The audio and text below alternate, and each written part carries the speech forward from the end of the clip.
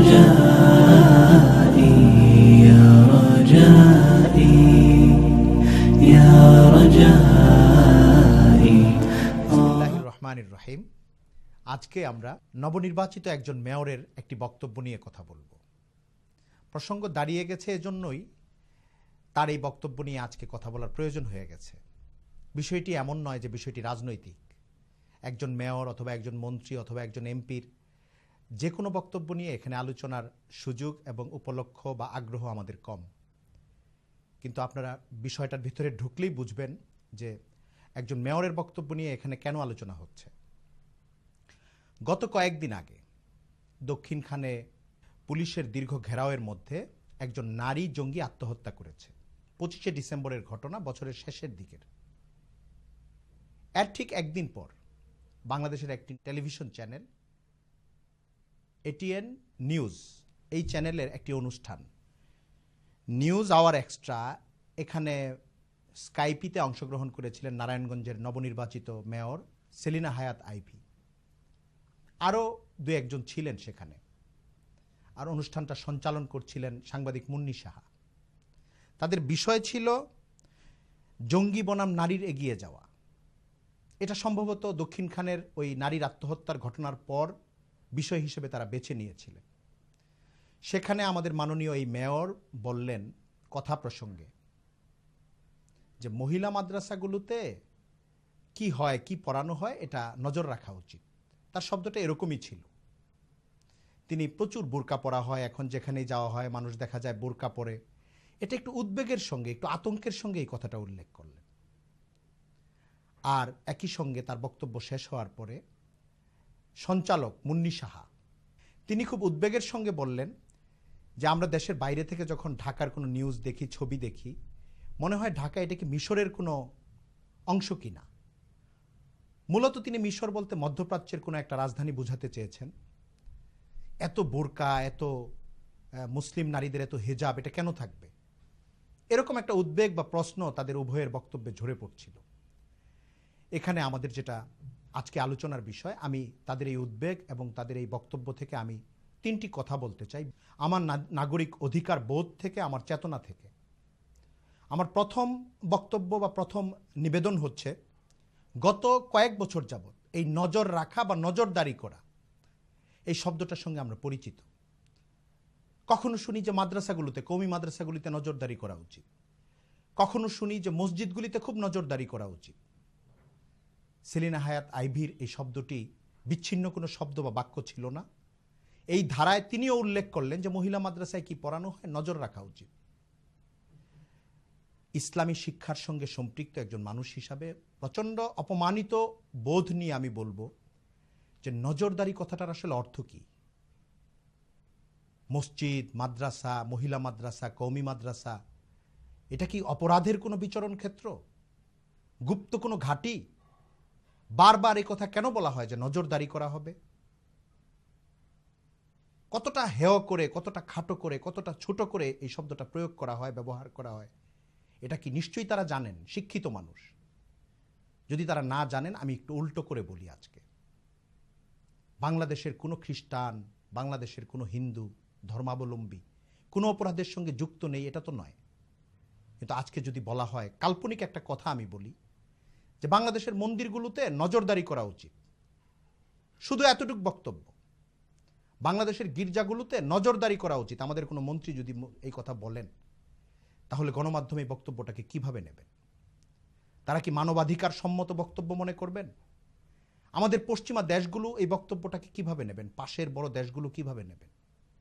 তারা যদি আহত বোধ করেন, কষ্ট পান, এবং সরকারের কোনো কর্তা বা কর্ত্রী এই ধরনের বক্তব্য রাখলে তারা প্রচণ্ড রকমের ক্ষুব্ধ হয়ে ওঠার সম্ভাবনা তাদের থাকে, তাহলে বাংলাদেশের ধর্মপ্রাণ মানুষ, যে শিক্ষার সঙ্গে তাদের ভালোবাসা জড়িয়ে আছে, যে প্রতিষ্ঠানগুলোর সঙ্গে তাদের ধর্মবিশ্বাস জড়িয়ে আছে, কোনো একটা ছোটা নাতা উপলক্ষ, কোনো একটা ঘটনা বা দুর্ঘটনা ঘটলেই মাদ্রাসাগুলিতে নজরদারি করা উচিত, মহিলা মাদ্রাসায় নজরদারি করা উচিত, মসজিদগুলোতে নজরদারি করা উচিত, এই বাক্যগুলো আমরা কেন ব্যবহার করি? আমি আমাদের যারা নির্বাচিত নেতা বা নেত্রী, কোনো রাজনৈতিক বোধ বা বিভাজন থেকে আমি বলবো না, যারা গণমাধ্যমে কাজ করেন তাদেরকেও বলবো, দয়া করে বাস্তব চিন্তা এবং মানুষের অধিকার বোধ, মানুষের ন্যায়বোধের দিকে লক্ষ্য করে আপনারা শব্দ প্রয়োগ করুন। মনে আসলো আর বলে ফেললেন যে নজরদারি করা উচিত, আমার মনে হয় এটা ঠিক না। আমি খুব বিনয়ের সঙ্গে মাননীয় মেয়রের এই বক্তব্যের সঙ্গে আমার বিনীত প্রতিবাদ পেশ করলাম। দ্বিতীয় বিষয় হচ্ছে, তিনি বলেছেন যে মহিলা মাদ্রাসাগুলোতে, কওমি মাদ্রাসাগুলোতে কি পড়ানো হয় নজরে রাখা উচিত। বোরকা পরে মাদ্রাসা বেড়ে যাচ্ছে, যেখানেই যাওয়া যায় দেখা যায় যে মানুষ, উনি একবার বলে ফেলেছেন যে সব মানুষ, সব মহিলারাই বোরকা পরে, এটা হয়তো আধিক্যের অর্থে বলেছেন। মহিলা মাদ্রাসার যদি একটা দুটা অপরাধ হয়েও থাকে কোথাও, আমি তর্কের খাতিরে ধরলাম, অথবা কোনো মাদ্রাসায়, কওমি মাদ্রাসায় কোনো একটা ছেলে হঠাৎ করে কোনো দুষ্টুমি করেছে, এটাকে ইস্যু বানানো অথবা এটাকে আক্রমণের লক্ষ্য বানানোর কি অর্থ? বাংলাদেশে মেয়েদের তো আরও শিক্ষালয় রয়েছে মাদ্রাসা ছাড়া, বালিকা বিদ্যালয় রয়েছে, মেয়েদের কলেজ রয়েছে, ইউনিভার্সিটিতে মেয়েদের অংশগ্রহণ রয়েছে। সেখানে কি ভুরি ভুরি অনৈতিকতার এবং অন্য রকমের অপরাধ ঘটছে না?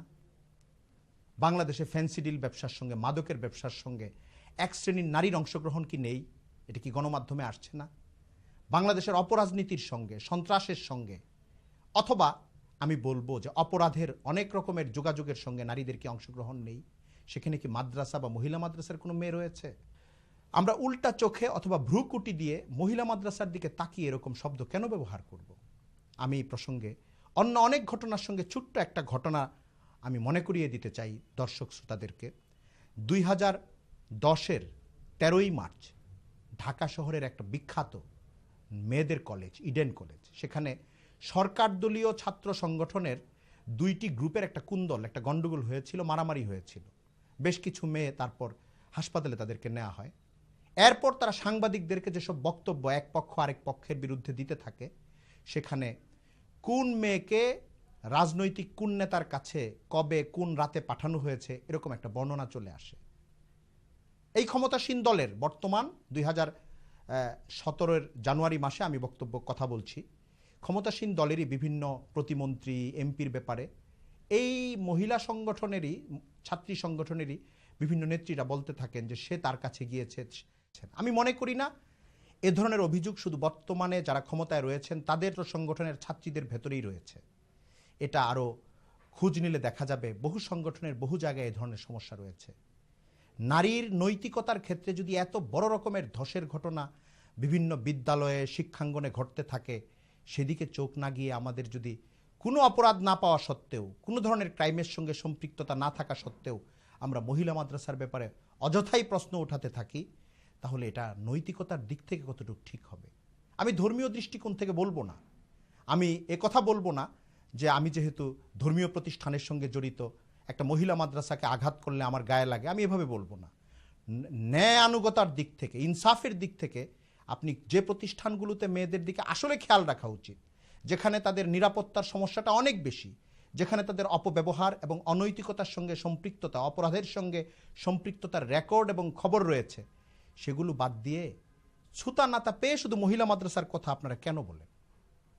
আমার মনে হয়, আমি অনুরোধ করব, আমি শুধু এই মাননীয় মেয়র সেলিনা হায়াৎ আইভীর কথাকেই আমি তাকেই শুধু বলছি না, যারা এভাবে কথা বলেন, নারী কিংবা পুরুষ, আমাদের জনপ্রতিনিধি, নেতা নেত্রী, তাদের সকলের কাছে অনুরোধ করব, কোনো মাদ্রাসাকে অভিযুক্ত করার ক্ষেত্রে অথবা অভিযোগের তীর সেদিকে তাক করার ক্ষেত্রে আমরা যেন এই সচেতনতার পরিচয় দিই। আমি তৃতীয় যে কথাটা বলবো সেটা হলো, যে অনুষ্ঠানটায় সেলিনা হায়াৎ আইভী বক্তব্য রেখেছিলেন, নিউজ আওয়ার এক্সট্রা, 26শে ডিসেম্বর, 25শে ডিসেম্বরের দক্ষিণখানের ঘটনায় একজন নারী আত্মহত্যা করেছিল, খবরে এসেছে। গত রমজানে হোলি আর্টিজানের ঘটনার পর থেকে বাংলাদেশে বেশ কিছু জঙ্গি পুলিশের হাতে, পুলিশের সঙ্গে বন্দুক যুদ্ধে মারা গিয়েছে বলে সংবাদে এসেছে, খবরে এসেছে, আমরা জেনেছি। এর কোনোটাতেই কোনো মাদ্রাসার ছাত্র কিংবা ছাত্রী জড়িত নেই। এমনকি দক্ষিণখানে যে মহিলা মারা গেছে আত্মঘাতী জঙ্গি, সেও কোনো মাদ্রাসার ছাত্রী নয়। আমি খুব আশ্চর্য হলাম যে যখনই কোনো জঙ্গির ঘটনা ঘটে, যখনই কোনো সশস্ত্র তৎপরতার ঘটনা ঘটে, কোনো প্রাসঙ্গিকতা ছাড়াই মাদ্রাসার দিকে আঙ্গুল তুলে। এখন যেহেতু নারী জঙ্গির ঘটনা ঘটেছে, মহিলা মাদ্রাসার দিকে আঙ্গুল এসেছে। অথচ আমরা গত কয়েক মাসে লক্ষ্য করেছি যে আমাদের মাননীয় স্বরাষ্ট্রমন্ত্রী এবং পুলিশের আইজিপি বারবারই বলেছেন যে জঙ্গিবাদের ঘটনার সঙ্গে কোনো মাদ্রাসার ছাত্র কিংবা ছাত্রী জড়িত নয়। আমাদের অভিজ্ঞতা বলছে যে প্রাইভেট ইউনিভার্সিটি সহ বিভিন্ন বিশ্ববিদ্যালয়ের ছাত্রছাত্রীরাই এর সঙ্গে সম্পৃক্ততার প্রমাণ পাওয়া যাচ্ছে। তারপরেও ইসলামী শিক্ষার কেন্দ্রের দিকে কেন চোখ যায়? আমি বলবো এটা কি আসলে অসতর্কতা, তাদের অসচেতনতা, তাদের কাছে কি তথ্য নেই? না, যারা মাদ্রাসা শিক্ষার বিরোধী তাদের তৈরি করা একটা ফাঁদে তারা আসলে নিজেদেরকে ফেলে দিচ্ছে। দেশের ভেতরে এবং দেশের বাইরে যারা ইসলামী শিক্ষা চান না, ইসলামী শিক্ষায় নারী এবং পুরুষ শিক্ষিত হোক এটা চান না, তাদের ফাঁদে পা দিয়ে তারা এই বক্তব্যগুলো রাখছেন এবং একটা দীর্ঘমেয়াদী এজেন্ডা বাস্তবায়ন করছেন। আমার জানা নেই, কিন্তু আমি অনুরোধ করব, আমার নাগরিক অনুভূতিকে আহত করবেন না এবং দেশের স্বাভাবিক বিকাশ, সুস্থতা, চিন্তা, ইসলামী শিক্ষা কোনো কিছুকে অন্যায়ভাবে অভিযুক্ত করা, রুদ্ধ করার পথে কেউ হাঁটবেন না। আমাদের দায়িত্বশীল নেতানেত্রীর কাছে এবং সচেতন নাগরিক ও দেশবাসীর কাছে আমি অনুরোধ করব। ওয়াখিরু দাওয়ানা আলহামদুলিল্লাহি রাব্বিল إليك أنت صباحي مصفد بمسايا فاسكب ضياءك إني ظمآن ضل صدايا